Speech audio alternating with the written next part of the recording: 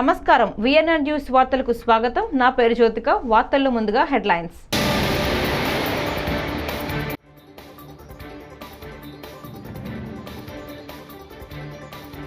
ఏడాది పాలనలో రాష్ట్రం అస్తవ్యస్తం. కూటమి సర్కార్పై బోత్స ధ్వజం.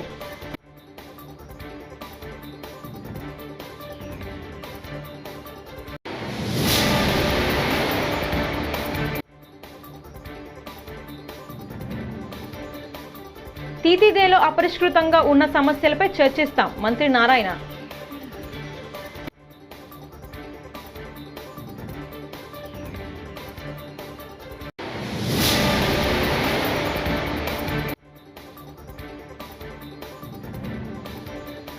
పేర్ని నాని అక్కడికి వెళ్ళు, నీ రప్ప సంగతి వాళ్లే చూస్తారు. బోడే ప్రసాద్.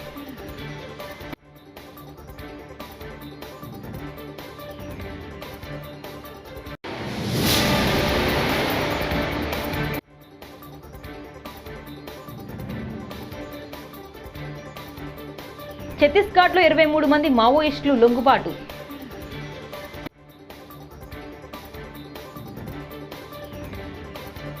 ఇక డీటెయిల్స్ చూస్తే, కూటమి ప్రభుత్వం అధికారంలోకి వచ్చిన ఏడాదిలో రాష్ట్రంలో అన్ని రంగాలు అస్తవ్యస్తం అయ్యాయని శాసన మండలి విపక్ష నేత మాజీ మంత్రి బొత్స సత్యనారాయణ ఆగ్రహం వ్యక్తం చేశారు.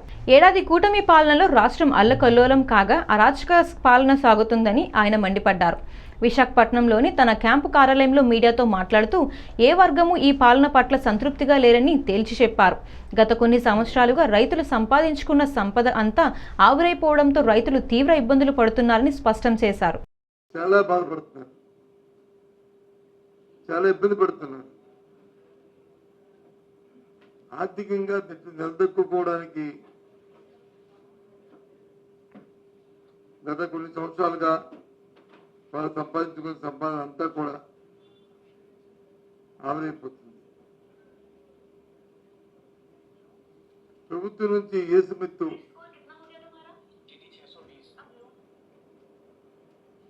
ప్రభుత్వం తాలూకా సహాయం వారికి అందరికీ మాట్లాడే తప్ప చేతుల్లో కనిపించట్లేదు. ఇంకా పైపెచ్చు రైతులు కించపరుస్తూ మాట్లాడుతున్నారు. దండుపాలెం బ్యాచ్ అని రైతులు అలా అంత అసభ్యకరంగా, అంత హేళనగా వారు మాట్లాడుతున్నారు. ప్రతిపక్ష పార్టీగా మా బాధ్యత నిర్వర్తించి మా కార్యక్రమాలు మేము, మా నాయకుడు మేము చేస్తుంటే, ఎప్పుడైతే మా అధ్యక్షుడు జగన్మోహన్ రెడ్డి గారు రైతు గురించి మాట్లాడితే అప్పుడు వాళ్ళకి గుర్తొస్తుంది. అప్పుడు వాళ్ళ గురించి ఆ కార్యక్రమం చేయాలని తపంతో ఆలోచిస్తున్నారు. అప్పటికి ఆ కార్యక్రమం చేసిన అయిపోతుంది. ఆకులు కాలిన తర్వాత, చేతులు కాలిన తర్వాత ఆకులు పట్టుకుంటే ప్రయోజనం పరిస్థితిలో వస్తుంది. చూసాం నిన్న మొన్న జరిగిన సంఘటన. మామిడి రైతులు రాష్ట్రంలో పడుతున్న బాధని, ముఖ్యంగా చిత్తూరు జిల్లాలో. అక్కడికి వెళ్తే అట్టాసంగా అప్పుడు తెలిసిన వాళ్ళకి ఢిల్లీకి వెళ్ళాలి, ఢిల్లీని అడగాలి. చంద్రబాబు నాయుడికి కానీ, మంత్రులకు కానీ, కేంద్ర మంత్రికి కానీ అప్పుడు పరిగెడుతున్నారు. పరిగెట్టింది కాదు కదా, మళ్ళీ తిరిగి మాట్లాడుతున్నారు. ఏమని, అంతా అయిపోయింది కదా, సీజన్ ఇప్పుడు ఎందుకు మరి ఆయన పర్యటన చేస్తారని. అంతా సీజన్ అయిపోతే ఇప్పుడు ఎందుకు మరి ఢిల్లీకి వెళ్ళేందుకు, దేనికోసం? 4 రూపాయలు వచ్చి సపోర్టింగ్ ఇచ్చామన్నారు. ఏదో 3 లక్షలు 2 లక్షలు టౌన్లు చెప్పారు. ఎవరికి ఇచ్చా చెప్పండి. ఆ పేరు పెట్టుకుని మీ కార్యకర్తలకో మీకో దోపిడీ జరుగుతున్న పరిస్థితులు ఉన్నాయి. అలాగే పొగాకు రైతులకు వెళ్ళిన తర్వాత అప్పుడు ఢిల్లీకి పెరిగి తిరుమల శ్రీవారిని ఏపీ దేవాదాయ శాఖ మంత్రి ఆనం రామనారాయణ రెడ్డి దర్శించుకున్నారు. శనివారం వీఐపీ ప్రారంభ విరామ దర్శన సమయంలో ఆయన స్వామివారి సేవలో పాల్గొన్నారు. కూటమి ప్రభుత్వం ఏర్పడిన తరువాత మొదటిసారి తీతేదే దేవాదాయ శాఖ మధ్య తొలి సమావేశం నిర్వహించినట్లు మంత్రి తెలిపారు. అన్నమయ్య భవన్లో ఈ సమావేశం జరుగుతుందన్నారు. తీతెదలో చాలా కాలంగా అపరిష్కృతంగా ఉన్న సమస్యలపై అధికారులతో చర్చిస్తామని మంత్రి తెలిపారు. రావడానికి కారణం రాష్ట్ర ప్రభుత్వం నుంచి దేవాదాయ శాఖ మంత్రిగా తిరుమల తిరుపతి దేవస్థానం యొక్క చైర్మన్ గారు, ఈఓ గారు, అడిషనల్ ఈఓ గారు, అలాగే ఇతర అధికార యంత్రాంగంతో దేవాదాయ శాఖ కమిషనర్ గారు, సెక్రటరీ గారు అందరం కలిసి కొన్ని విషయాలపైన నిర్ణయాలు తీసుకోవాల్సి ఉంది. తొలి సమావేశం ఇవాళ ఏర్పాటు చేసుకున్నాం. తిరుమల తిరుపతి యాజమాన్యంతో ఈ దేవస్థానం యొక్క ఇక్కడ ఉన్నటువంటి ఉద్యోగస్తులు, అర్చకులు, అలాగే ఈ టీటీడీకి సంబంధించినటువంటి అనేక శాఖల్లో ఉన్నటువంటి ఉద్యోగస్తుల యొక్క సమస్యలను పరిష్కరించడం, మెరుగైన సేవలు సామాన్య భక్తులకి అందించే దానిలో రాష్ట్ర ప్రభుత్వం దేవాదాయ శాఖ సమన్వయం చేసుకోవాలని గౌరవ ముఖ్యమంత్రి గారు ఇచ్చిన సూచనలు, వారి ఆదేశాల మేరకు ఈరోజు తొలి సమావేశం తిరుమలలో జరుగుతుంది. ఈ యొక్క ఆలయ సంబంధించినటువంటి ఉద్యోగులకు లేదా రిటైర్ అయినటువంటి ఉద్యోగులకు, ఇప్పుడు పనిచేస్తున్నటువంటి ట్రాన్స్పోర్టు, లెక్చరర్లు, అర్చకులు, ఇలాంటి అనేక సమస్యలు ఉన్నాయి ఇక్కడ. ఆ సమస్యలంతా కూడా ఇక్కడ చర్చించిన తర్వాత ఈ విషయాలన్నింటినీ కూడా రాష్ట్ర ప్రభుత్వానికి విన్నవించి గౌరవ ముఖ్యమంత్రి గారి యొక్క ఆదేశాలు తీసుకున్న తర్వాత పూర్తి ఆదేశాలని, వీరికి అనుకూలమైనటువంటి ఆదేశాలను ఇవ్వడానికి ఇవాళ ఈ తొలి సమావేశం జరుగుతుంది. ఏదైనా సరే దేవాదాయ శాఖకు సంబంధించినటువంటి అనేక విషయాల యొక్క ప్రక్షాళన తిరుమల తిరుపతి దేవస్థానం నుంచే ప్రారంభం కావాలి. ఆ విధంగానే ఇవాళ సీఎం గారి ఆదేశాల మేరకు ఇక్కడికి వచ్చాం. మెరుగైనటువంటి స్వామివారి సేవలు, సామాన్య భక్తులకు కూడా మంచి పరిశుభ్రమైనటువంటి వాతావరణంలో దైవ దర్శనం, ప్రసాదాలు ఇక్కడే కాదు అనేక ఆలయాల్లో ఇప్పటికే చర్యలు తీసుకున్నాం. దాదాపు 161 ఆలయాలు ఉన్నాయి, ప్రధానమైన ఆలయాలు. ఈ 161 ఆలయాల్లో కూడా ప్రసాదాలని క్వాలిటీ ఇంప్రూవ్ చేశాం, దర్శనాల యొక్క పరిస్థితిని ఇంప్రూవ్ చేయడం జరిగింది. ఆలయ ప్రాంగణాలన్నీ కూడా ఓంకారనాదం, మంత్రోచ్చారణతో ఉండాలే తప్ప వేరే ఎటువంటి కార్యక్రమాలు ఆలయాల్లో ఉండకూడదని చెప్పి గౌరవ ముఖ్యమంత్రి చంద్రబాబు నాయుడు గారు ఇచ్చిన సూచనలు, ఆదేశాలని తప్పకుండా ఇవాళ పాటిస్తూ ఉన్నాం. రాష్ట్రంలో దేవాదాయ శాఖ ద్వారా ఇప్పటికే కామన్ గుడ్ ఫండ్ నుంచి దాదాపుగా 200 పైచిలకు ఆలయాలకి పునర్నిర్మాణానికి ఇప్పటికే ఆదేశాలు ఇచ్చాం. ధూపదీప నైవేద్యాలకు కూడా ఇటీవల 300 ఆలయాల్లో ధూపదీప నైవేద్యాలు ఇవ్వడానికి కూడా ఏర్పాట్లు చేయడం జరిగింది. ప్రజాస్వామ్యాన్ని అంతం చేసేందుకు వైసీపీ శ్రేణులు కుట్రలు చేస్తున్నారని ఎమ్మెల్యే బోడే ప్రసాద్ విమర్శలు గుప్పించారు. శనివారం నాడు ఎమ్మెల్యే మీడియాతో మాట్లాడుతూ, మనం ప్రజాప్రతినిధులుగా ఉన్న సమయంలో చిన్న పొరపాట్లు కూడా చేయకుండా చేసే ప్రతి పనిని కూడా ప్రజలు గమనిస్తారన్నారు. తప్పు జరిగితే క్షమించను అని ముఖ్యమంత్రి నారా చంద్రబాబు నాయుడు పదే పదే చెబుతున్నారని తెలిపారు.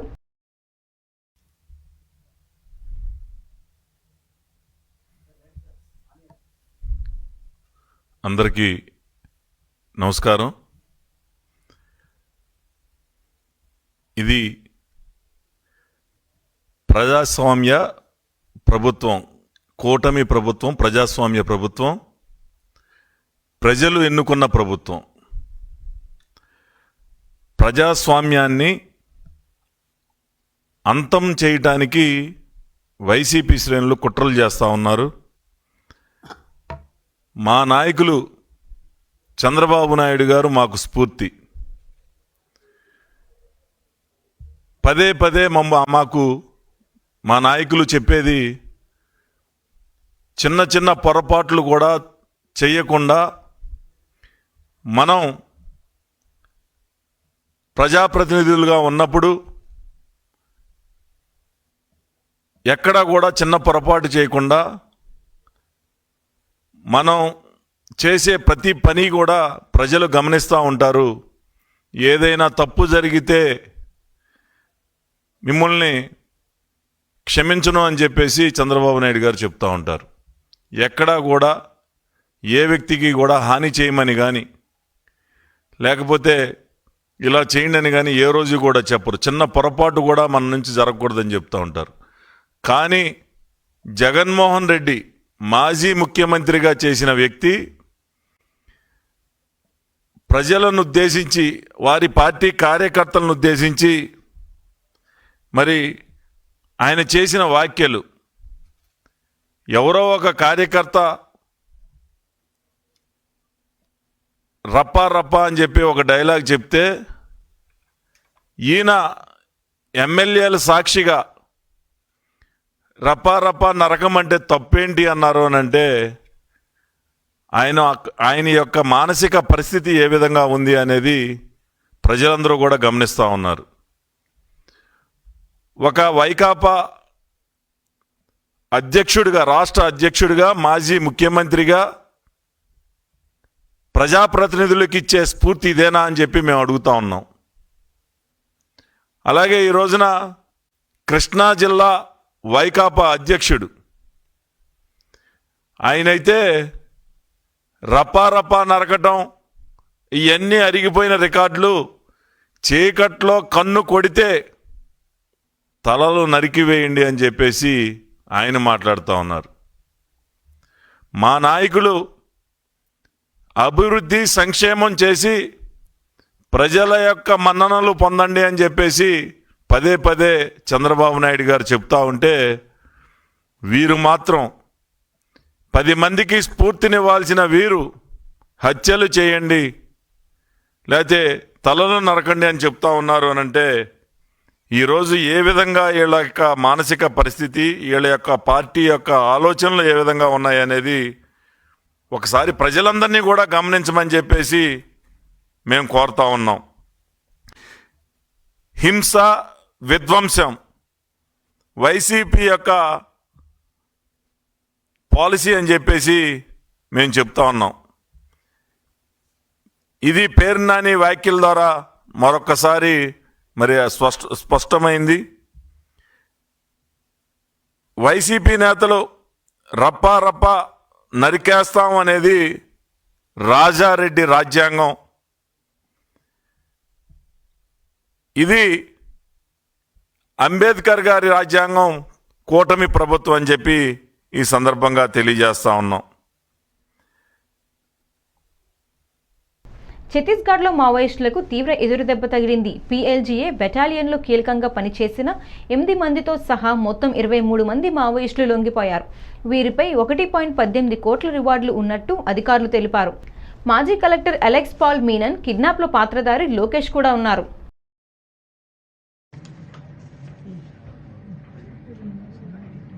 आज जिला पुलिस और सीआरपीएफ के समक्ष 23 नक्सलियों ने आत्मसमर्पण किया है। इन 23 नक्सलियों में जो 9 नक्सली है वो 8 लाख के इनामी है, लगभग 11 नक्सली 8 लाख के इनामी है। उनमें से लोकेश जो डीवीसीएम है और अन्य 8 जो है वो बटालियन नंबर 1 जो हिडमा के बटालियन के नाम से जाना जाता है उस संगठन से है। बटालियन से इतनी संख्या में नक्सलियों का आत्मसमर्पण होना ये दर्शाता है कि बटालियन लगातार कमजोर हो रही है और बटालियन नंबर 1 के जो नक्सली है लगातार भाग रहे हैं, उन पर काफी ज्यादा मात्रा में प्रेशर आ रहा है। करगटालू व अन्य जो सुकमा बीजापुर सीमावर्ती क्षेत्र में अभियान चलाया जा रहा है उसका ये नतीजा है। उसके अलावा अलग अलग एरिया कमेटी के, जिसमें Amdai area committee, Jagargunda area committee, Kerlapal area committee, Bijapur के जो कुछ नक्सली है, नारायणपुर के कुछ नक्सली है, इन सभी ने आज आत्मसमर्पण किया है। ये 23 के 23 सभी हार्डकोर नक्सली है। पुलिस और सीआरपीएफ द्वारा जिला सुकमा में जो लगातार नक्सल अभियान चलाया जा रहा है उसी से दबाव में और प्रोत्साहन होकर आज नक्सलियों ने आत्मसमर्पण किया है। मैं इसी अवसर पर सभी नक्सलियों से ये अपील करना चाहूंगा कि जल्द से जल्द आत्मसमर्पण करें और शासन की जो कल्याणकारी योजना है उनमें सम्मिलित हो जाए। समर्पित नक्सलियों को शासन द्वारा सभी जो लाभ है और अन्य जो सुविधा है वो जल्द से जल्द प्रोवाइड की जा रही है। सर, बीजापुर के कर्नाटक में जो मुठभेड़ हुआ था सर, उसमें कोई जानकारी निकल के आया कि कितने नक्सलियों को नुकसान पहुंचा? नहीं, उसमें लगातार जो सरेंडर कैडर हुए हैं उनसे बातचीत हो रही है और उनका जो इन्फॉर्मेशन वगैरह है उसको हम अन्य जो अभियान है उसके लिए कर रहे हैं। విశాఖలో సినీ నటి శ్రీలీల సందడి చేశారు. నగరంలో జగదాంబ కూడలిలో నూతనంగా ఏర్పాటు చేసిన ఓ వస్త్ర దుకాణాన్ని ప్రారంభించిన ఆమె పలు డిజైనర్ వస్త్రాలతో పాటు అగ్గిపెట్టె పట్టుచీరను ఆవిష్కరించారు. అనంతరం ఆమె మీడియాతో మాట్లాడుతూ విశాఖకు రావడం చాలా ఆనందంగా ఉందన్నారు. తన జీవితంలో అగ్గిపెట్టె పట్టుచీరను ఎప్పుడు చూడలేదన్నారు. ఈ సందర్భంగా నటిని చూసేందుకు అభిమానులు పెద్ద ఎత్తున తరలివచ్చారు.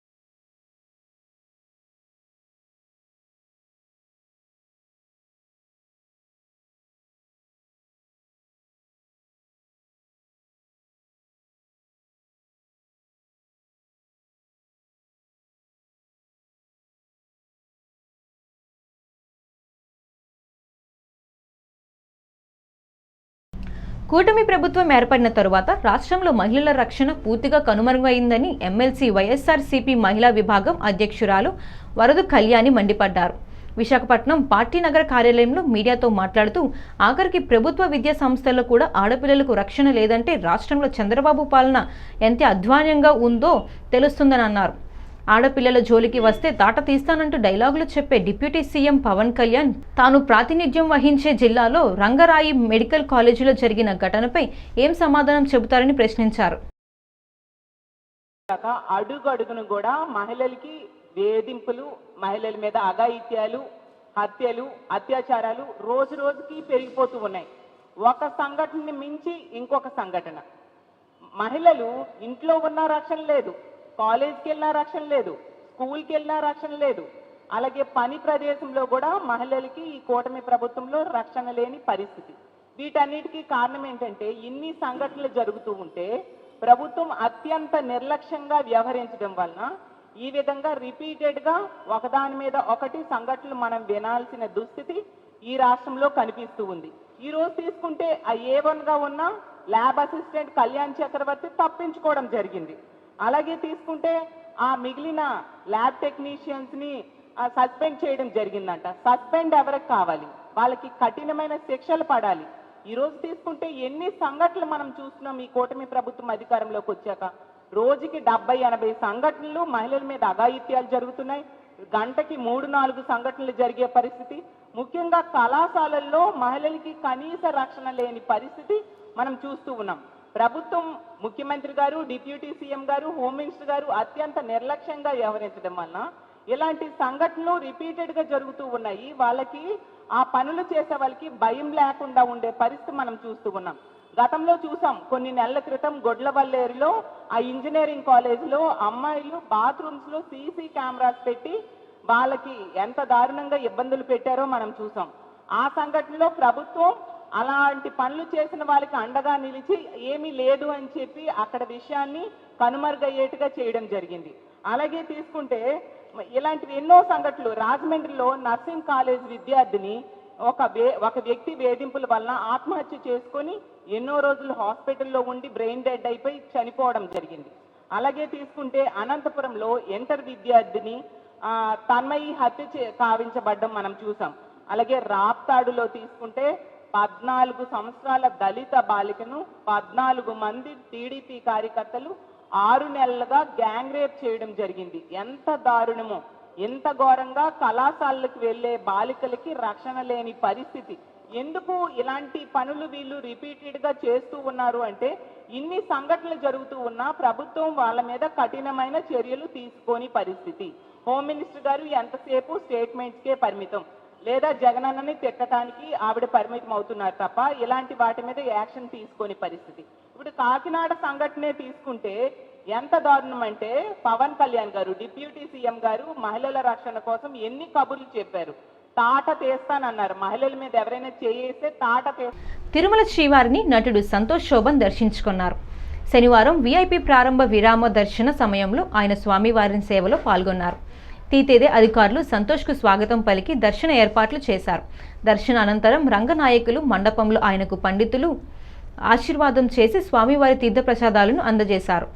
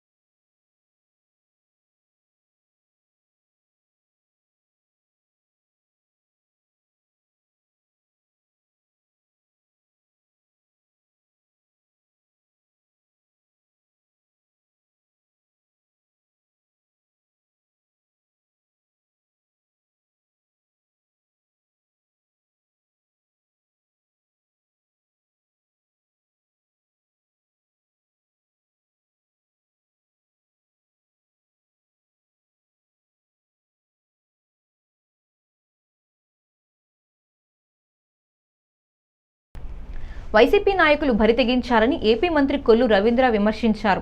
ప్లకార్డులు పట్టుకొని రప్పా రప్పా అంటూ న్యూసెన్స్ చేస్తుంటే వారిని అదుపు చేయాల్సిన నాయకుడే వెనకేసుకొస్తున్నాడు. వైసీపీ హయాంలో పేదవాడికి పెట్టే బియ్యాన్ని కొట్టేసిన వ్యక్తి పేర్ని నాని. అలాంటిది రప్పా రప్పా కాదు, కన్నుగీటి మనుషులను చంపేస్తామంటూ బెదిరించడం దౌర్భాగ్యం. పేర్ని నాని కామెంట్స్ను సీరియస్గా తీసుకుని చర్యలు తీసుకుంటామని తెలిపారు. అసలు నాయకుల్ని చూస్తామంటే, వైఎస్ఆర్ నాయకుల్ని చూస్తామంటే నిజంగా సిగ్గేస్తూ ఉంది.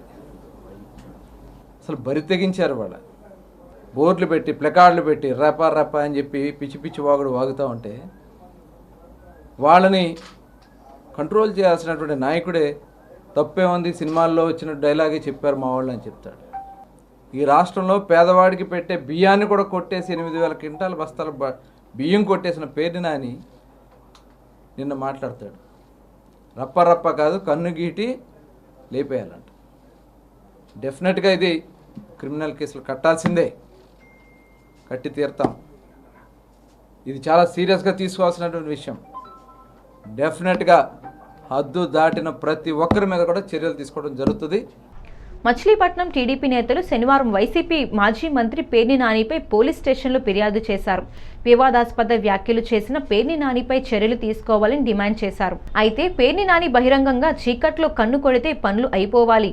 జగన్ 2.0 ప్రభుత్వంలో కార్యకర్తలకు ఫ్రీ హ్యాండ్ ఉంటుంది. అప్పటి వరకు రప్పా రప్పా బంద్ చేయాలి. చీకట్లో చేయాల్సిన పనులు పట్టపగలు మాట్లాడుకుంటామా అంటూ సంచలన వ్యాఖ్యలు చేసిన సంగతి తెలిసిందే. రప్పా రప్పా నరుకుతాం, చీకట్లో కనుసైగ చేస్తే అయిపోవాలరా బాబు అనే దేనికి సంకేతం మచిలీపట్నం ప్రజలందరూ కూడా చూస్తూ ఉన్నారు. మొన్న ఎన్నికల్లో నీకు కర్రు కాల్చి వాతలు పెట్టి 50,000 మెజారిటీ ఇచ్చి కొల్లు రవీంద్ర గారికి ఏ విధంగా ఉంచారో, అయినా కూడా నువ్వు అవినీతి డబ్బు నీ దగ్గరుండి నీ కొడుకు మచిలీపట్నంలో గంజాయి వ్యాపారాన్ని ప్రోత్సహించి పోలీస్ స్టేషన్ల దగ్గర సిఐని ట్రాన్స్ఫర్ చేయించి పోలీస్ స్టేషన్లన్నీ కూడా భయభ్రాంతులు చేయడం అనేది ప్రజలు చూశారు, మేము చూసాం.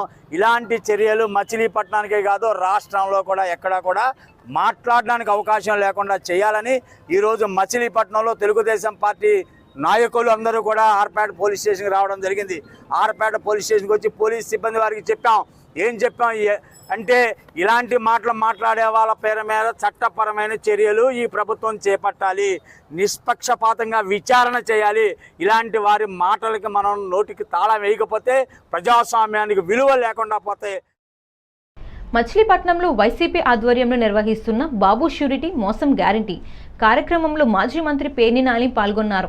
ఈ సందర్భంగా ఆయన మాట్లాడుతూ చంద్రబాబు నాయకత్వంలో రాష్ట్రంలో సైకో పాలన కొనసాగుతోంది. జగన్ పర్యటనలో జరిగిన ప్రమాద ఘటనపై తప్పుడు కేసులు నమోదు చేశారు. సాధారణంగా ప్రమాదాలు జరిగితే డ్రైవర్పై కేసు పెడతారు, కానీ సింగయ్య మృతి ఘటనలో అన్యాయంగా అందరిపై కేసులు పెట్టారని అన్నారు.